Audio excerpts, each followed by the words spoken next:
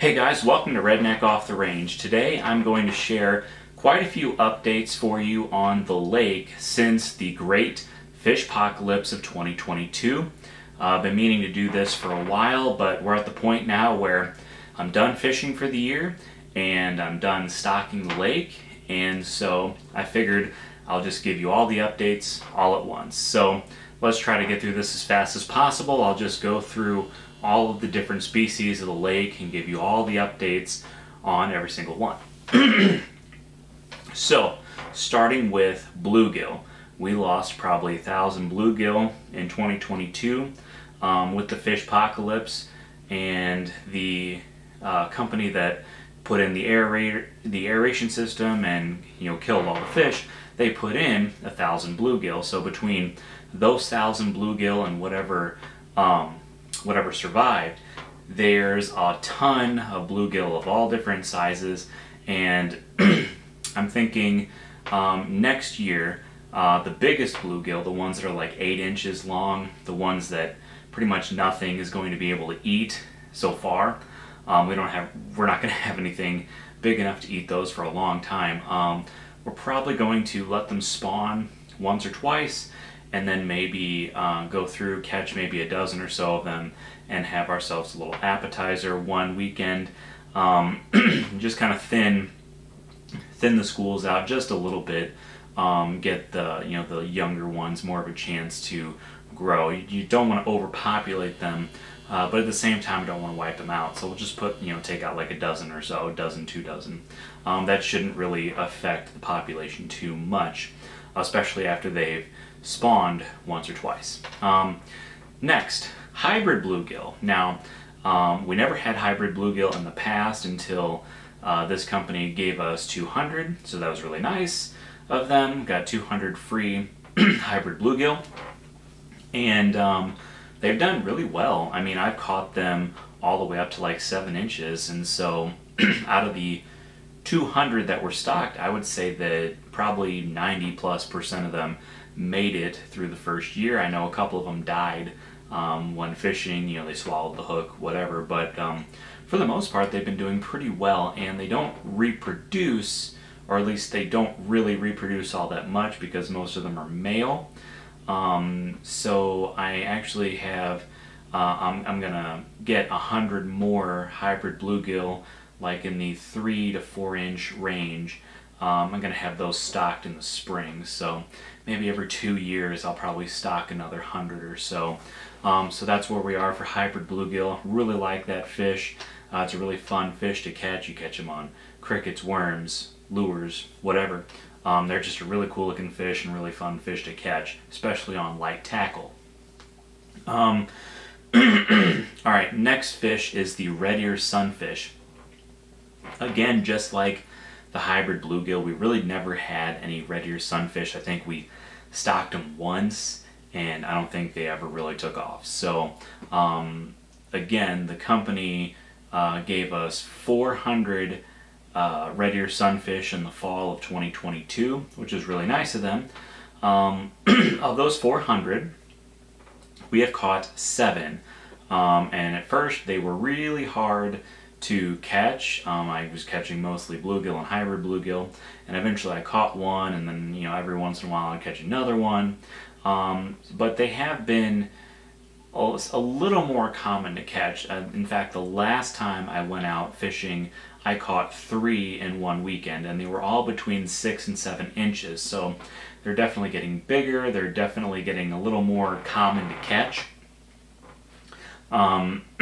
But I really just don't know how the population as a whole is doing, because 7 out of 400, that's not a very good sample size.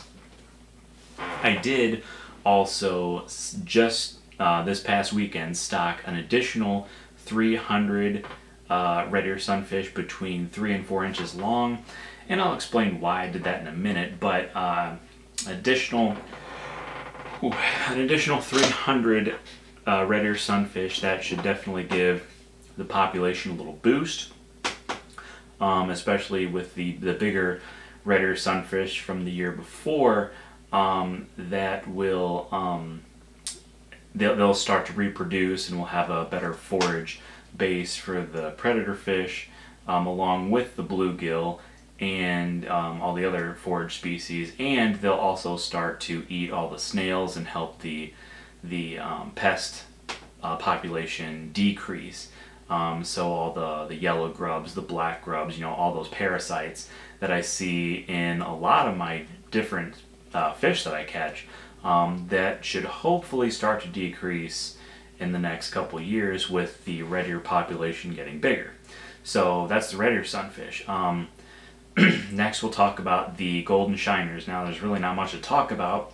I stocked 10 pounds of golden shiners for the first time in the spring. I stocked these with my own money, and so that's about 1,000 golden shiners, and they were all between 2 and 4 inches long. Just to get a good, start to get a population of another forage species, I like to have a good variety for the fish to eat, to help them get bigger faster. And so golden shiners was another good option, and as far as I know, they're doing good. I did catch one a couple weeks ago, 2 or 3 weeks ago. It was about 6.5 inches long, so they started out between 2 and 4 inches long, and I caught one that was 6.5 inches long. So I'm assuming there's quite a few others still alive in the lake, and I also just this past weekend stocked an additional 20 pounds of golden shiners and an additional 20 pounds of fathead minnows. Because I'm not really going to talk about fathead minnows because they're just minnows, but I did stock an additional 20 pounds this past weekend. So now we're on to one species that I think is a more exciting species. Not that any of the other species are not exciting, but this is a more exciting species because it's new to me, and new to the lake, brand new to the lake, I guess, and that is the yellow perch. So I stocked 300 yellow perch in the spring. Again, this is my own money that I'm putting into the lake, and originally I was hoping to get some that were between 4 and 6 inches, and they didn't really have any that were any bigger than 4 inches, so they were more like 3 to 4 inches. But I put 300 of those in, and I never caught a yellow perch all year. So I don't really know how many of those actually survived. I'm sure a handful did. I really hope that a lot of them did, but I just really don't know for sure. But this past weekend, I stocked an additional 150 yellow perch that were between 6 and 8 inches long. And there were some really nice ones in this batch. In fact, I went fishing this past weekend and ended up catching 125 different fish, and 10 of those fish were yellow perch. In fact, the first one I thought was a bass because the markings on it were so pale, so non-existent, and I just honestly wasn't thinking I was going to catch one so soon. It honestly just looked like a bass that didn't have any markings on it, but then after I caught my second one, I realized, oh yeah, this is a yellow perch, and I ended up catching 10 total, and ended up losing at least 4 that I had hooked, and I pull them out of the water and they get off the hook. So say that's 14 yellow perch out of 150, and they're all pretty good sized yellow perch for being freshly stocked in the lake. So hoping that those do really well throughout the next year. I hope they spawn. I hope they create a good forage base for the bigger fish. And the reason why I stocked those additional 300 red ear sunfish is because on the website where the company that I got the yellow perch from, they recommended stocking additional fathead minnows and red ear sunfish for a good forage base for the perch, because red ear sunfish grow slower than other species of forage fish, and so therefore perch can eat them longer throughout the year. So that's why I stocked the additional red ear sunfish, on top of the fact that I just wanted to catch more red ear sunfish in the lake. So that's the yellow perch. I'm really excited about that one. So next we'll talk about the largemouth bass. Now we lost a great number of largemouth bass in the fishpocalypse, but there were several survivors, quite a few little bitty guys, and a few bigger guys that actually, took out, probably 10 or so largemouth bass to keep the predator population down for the new fish, and then eventually I decided I wasn't going to do that anymore. But I have been catching more and more larger bass between 10 and 12 inches, and we also, the company came out and they stocked an additional 45 largemouth bass between 6 and 8 inches. I don't have any pictures of those because they did it when we weren't there. But they supposedly stocked 45 additional largemouth bass, and 6 to 8 inch bass can easily grow up to 10 to 12 inch bass, and in the next year. And obviously the ones that are already 10 to 12 inches, those can grow even bigger. So next year fishing for bass is going to be really good, I think. It's still going to be a while before we get like really big ones. In fact, I don't even know if we'll ever get like the really big bass, just because I'm looking for a more diverse fishery with all these different species of fish. But I figure if I can catch a bass that's like 15 inches long, 16 inches long, that's good enough for me. Good enough for pretty much anybody that's going to fish out there anyway. So really excited about that. The bigger largemouth bass in the future. So next, let's talk about crappie. So we had black crappie in the lake before the fishpocalypse, and we lost, I don't know, 50, 100, I don't know, we really didn't count. Not quite as many as like bass, definitely not as many as bluegill, but we did lose quite a few. But we also still had quite a few after the fishpocalypse, and quite a few big ones. We purged about a dozen or so large crappie. But if you go fishing, either off the levee or around the aeration bubbles, you would catch quite a few crappie, that are like 7 inches long. So there's still definitely a good crappie population. The fishery was supposed to give us some more crappie. They said they were going to, and then I guess they forgot. But we really don't need any more crappie, so I'm not really upset about it, because like I said, there's still a pretty good population of crappie in there. So we really didn't need them, but it is what it is. I'm not upset about it, and I'm not going to complain about it, because they did give us all these other fish. So still a pretty good crappie population. I have caught several that are 10 and 12 inches long, so there is still a few good sized crappie in there, but most of them are like 7 to 8 inches long. But they'll grow up, and I think there is enough predator fish in there to keep the crappie population from just exploding. There's definitely quite a few other bass in there. There's catfish, there's hybrid bluegill, so there are definitely other predators in there, and the perch. Even the perch can help control the crappie population, because the perch are more active in the colder water, and the crappie spawn in the colder water probably maybe around the same time the perch do, maybe a little after. So I think the perch will also help control the crappie population and keep it from just exploding as well. So that's the black crappie.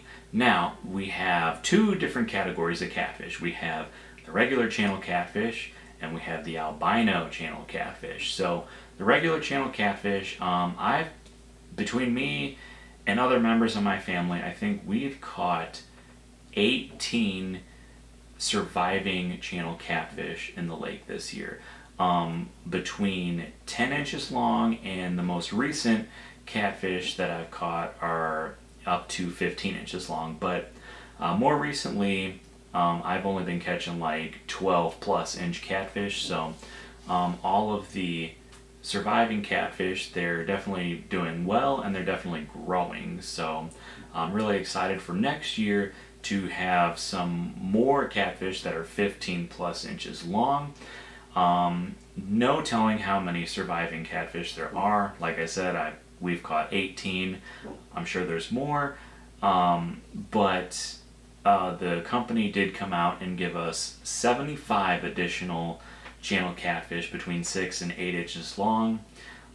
So that's an additional 75 regular channel catfish. Now, the albino channel catfish, I spent my own money and had 50 additional albino channel catfish stocked in the lake in the spring. We have had albino channel catfish in the past, but only like, I don't know, 10. Just because the fishery that we got them from, they ran out of the regulars, so they gave us the albinos. Okay, that's cool. Because albinos actually cost more, so we did have a few stocked, but nobody's ever caught them. I never had seen them.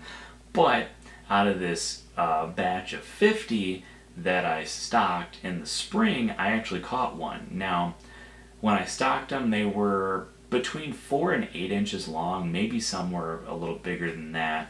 I didn't actually look at every individual catfish, but the one that I caught was about 11 inches long, and it was definitely fatter and healthier than the ones, when they first went in, when they haven't been fed as much as now. And so that's a really good sign.